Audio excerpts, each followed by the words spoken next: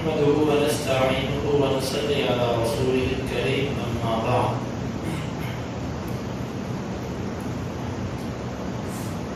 حق کی پیروی کرنے میں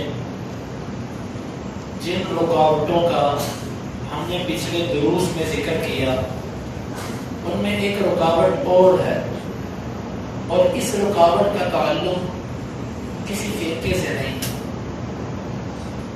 یہ جو رکاوٹ ہے یہ ہر طبقے میں پائی جاتی ہے، چاہے وہ اپنے آپ کو متبع سنت اہل حق کہلوائے یا کسی مخصوص مکتب فکر کی طرف اپنے آپ کو منسوب کرے. یہ رکاوٹ ہر بندے کے اندر پائی جاتی ہے. یہ رکاوٹ کیا ہے؟ یہ رکاوٹ اپنے نفس کی پیروی ہے، اپنی خواہش کی خلاف ورزی.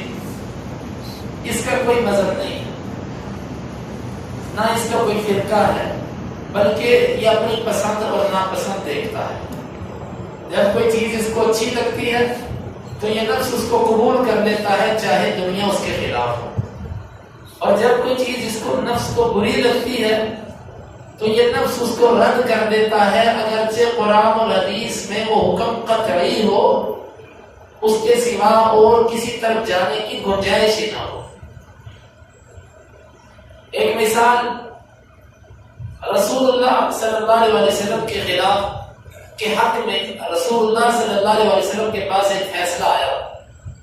یہ فیصلہ دو آدمیوں کے درمیان ہے. ان میں ایک زبیر بن عوام رضی اللہ عنہ ہے جو آپ کی پھوپھی ذات بھائی ہے، اور ایک اور آدمی ہے. ان دونوں کا آپس میں اختلاف ہو گیا. اختلاف اس بات پہ ہوا کہ زبیر رضی اللہ عنہ کی زمین اوپر تھی اور اس کی زمین نیچے تھی، اور پانی اوپر سے آتا تھا. تو پانی پہلے زبیر رضی اللہ عنہ کی زمین پہ آتا، اس کے بعد وہ پانی نیچے دوسرے جو صحابی تھے ان کی زمین کو ملتا. وہ زبیر سے کہنے لگے یار پانی پہلے میری زمین کو آنے دے. زبیر کہنے لگے یہ کیسے ہو سکتا ہے، ترتیب ہی ایسے ہے، اوپر سے پانی آ رہا ہے، پہلے میری کھیتی میں آئے گا پھر تمہاری میں آئے گا. وہ کہنے لگا کہ نہیں، پہلے میری کھیتی میں پانی آنا چاہیے. چلو اللہ کے رسول صلی اللہ علیہ وسلم سے فیصلے کروا دیتے ہیں. دونوں آپ کے پاس آئے، آپ نے فیصلہ سنا دونوں کا. سب کو سمجھ آتی ہے نہر چلتی ہو، جس کی زمین نہر کے پاس ہے وہ پہلے سے راب ہوگی، جس کی دور ہے وہ بعد میں ہوگی. آپ صلی اللہ علیہ وسلم نے مسئلہ سنا، اپنے زبیر سے کہا زبیر کو کہا تو اپنے حق میں کچھ تخفیف کر، یعنی کہ کچھ پانی دے دے اپنی کھیتی کو، اس کے بعد تو اس کی کھیتی کے لیے پانی چھوڑ دے، کوئی بات نہیں، یہ تیرا بھائی ہے، اس کو کھیتی سیراب کرنے دے. اس نے جب یہ فیصلہ سنا تو یہ فیصلہ نفس کے خلاف تھا. غصہ آیا اس فیصلے پہ، کہنے لگا کہ آپ نے یہ فیصلہ اس لیے کیا ہے کہ آپ کی پھوپھو کا بیٹا ہے. زبیر آپ کی پھوپھو کا بیٹا ہے، اس لیے آپ نے یہ فیصلہ کیا. رسول اللہ صلی اللہ علیہ وسلم کو اس بات پر بڑا ہی رنج ہوا کہ میں اللہ کا رسول اپنی خواہش سے فیصلے نہیں کرتا، میرے فیصلے پر یوں تک سنا، حالانکہ میں نے زبیر کا حق چھین کے اس کو دیا. آپ صلی اللہ علیہ وسلم نے پہلے فیصلہ کیا بطور احسان، اب آپ نے فیصلہ کیا عدل کے مطابق، عین عدل اور انصاف کے مطابق. آپ نے فرمایا زبیر اب تو پہلے اپنی کھیتی کو پانی پلا، اور جب پانی تیری کھیتی کی منڈیروں تک، نکروں تک آ جائے نا، پھر تو نے پانی نیچے چھوڑنا ہے، یعنی کہ پورا پانی پلا پھر پانی نیچے چھوڑ. بھائیو، اور رسول اللہ صلی اللہ علیہ وسلم نے فرمایا کہ لا یؤمن احدکم حتی یکون ہواہ تبعا لما جئت بہ. اس حدیث پہ غور کیجیے گا. اس حدیث کا ترجمہ شاید آپ نے پہلے بھی سنا ہو، لیکن ہم نے شاید اس حدیث پہ کبھی غور نہیں کیا. میں یہ کہا کرتا ہوں یہ حدیث بڑی مشکل حدیث ہے، بڑی سخت حدیث ہے. اس کا ترجمہ یہ ہے کہ تم میں سے کوئی مومن نہیں ہو سکتا یہاں تک کہ اس کی خواہش، اس کی جو خواہش ہے جب تک وہ میرے تابع نہیں نہ ہوتی، اس وقت تک تم میں سے کوئی مومن نہیں ہوتا. اپنے ظاہر کو تابع کرنا آسان ہوتا ہے، دل و دماغ زبان کو تابع کرنا آسان ہے، آنکھوں کو تابع کرنا آسان ہے، کان کو تابع کرنا آسان ہے، لیکن جو دل کے معاملات ہیں نا، دل کو قلب کہا جاتا ہے عربی زبان، اور قلب اس کو کہتے ہی اس لیے ہے کہ یہ ایک لمحے میں کئی دفعہ الٹ ہوتا ہے، کبھی کچھ خیال، کبھی کچھ خیال، کبھی کچھ خیال، کڑا بازیاں لگاتا ہے، کبھی کچھ۔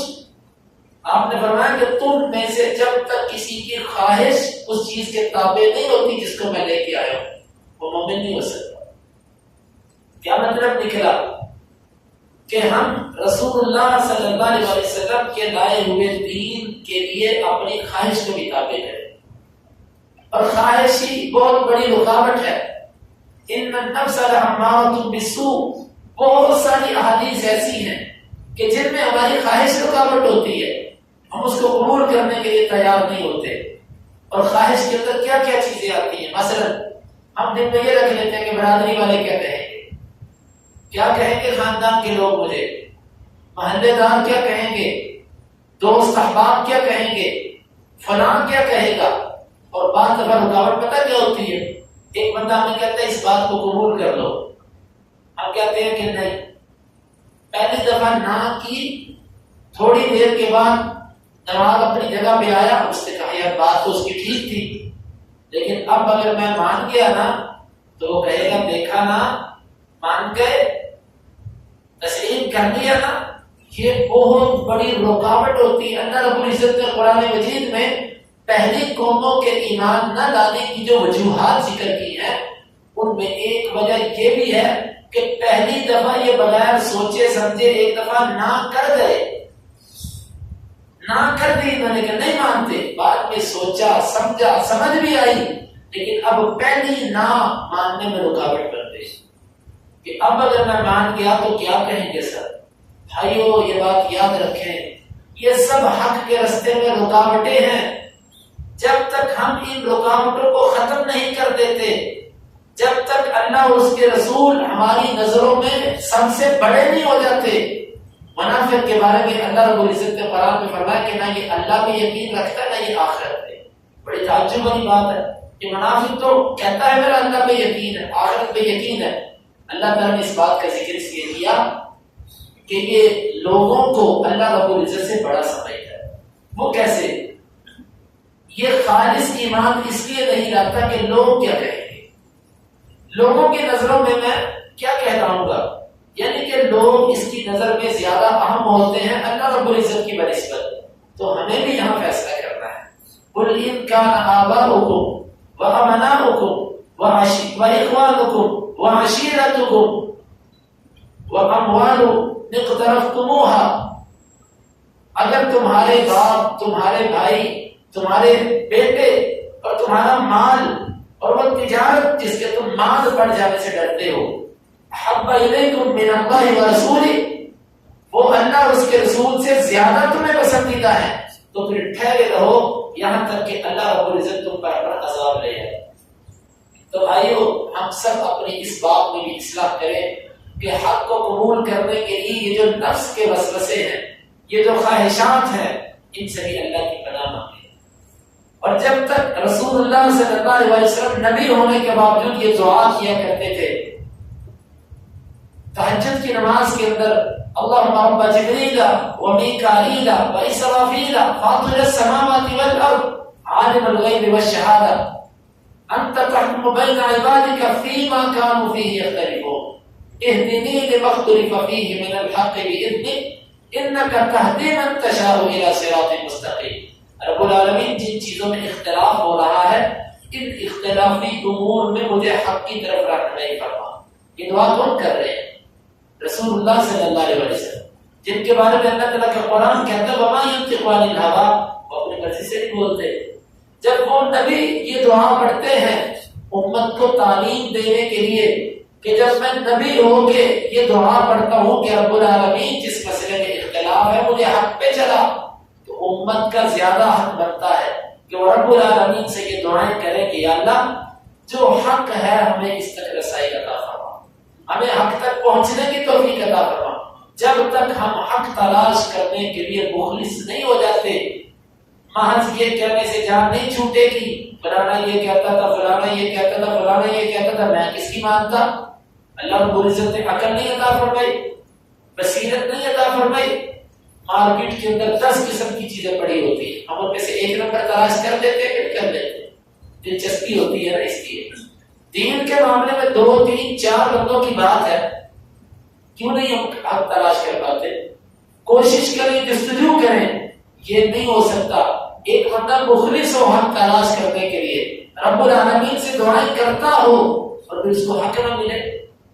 اور حق تلاش کرنا ضروری ہے، چھوٹے چھوٹے معاملات کے اندر حق تلاش کرنا ضروری ہے۔ ایک صحابی، انہوں نے ایک آدمی کو نماز پڑھتے ہوئے دیکھا، اس کو کہنے لگا کہ تم یہ نماز اسی طریقے سے پڑھ رہا ہے؟ انہوں نے کہا کتنا عرصہ ہو گیا تجھے یہ نماز پڑھتے ہوئے؟ 40 سال غالباً سے ذکر کیا۔ وہ کہنے لگے تو نے نماز پڑھی نہیں، تو نے نماز پڑھی نہیں۔ اور ایک روایت کے اندر لفظ ہے لو مت علی غیر الفطرۃ التي فطر اللہ علیہا محمد، اگر تو، بخاری کے یہ لفظ ہے، اگر تو مر گیا کسی طریقے پر تو تم ایسے طریقے پر مرے گا جس پر اللہ رب العزت نے محمد صلی اللہ علیہ وسلم کو پیدا نہیں کیا تھا، تو اس سے دوسرے طریقے پہ جائے گا۔ بھائیو، ہم سب مل کر بلا ہم سب مسلمان ہیں، ہمارا کسی کا یہ محض ہماری خواہشات اور ہماری تنگ نظری ہے کہ ہم ایک دوسرے کے دشمن بنے بیٹھے ہیں، ایک دوسرے کو اپنا مقابل اور مخالف سمجھ بیٹھے ہیں۔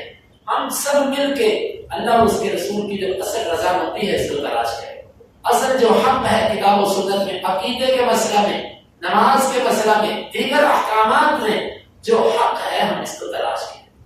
ہم اگر ضد کریں گے تو اپنا ہی نقصان کریں گے، کسی کا نقصان نہیں کریں گے، حق کو چھوڑ کے اپنا نقصان ہوگا، کسی کا نہیں۔ اللہ رب العزت سے دعا ہے کہ اللہ تعالیٰ یہ جو بہت بڑا فتنہ ہے، اللہ تعالیٰ ہمیں اس سے بھی محفوظ رہنے کی توفیق عطا فرمائے اور حق کو قبول کرنے کی توفیق عطا فرمائے۔ سبحانک اللہم ربنا و بحمدک اشہد ان لا الہ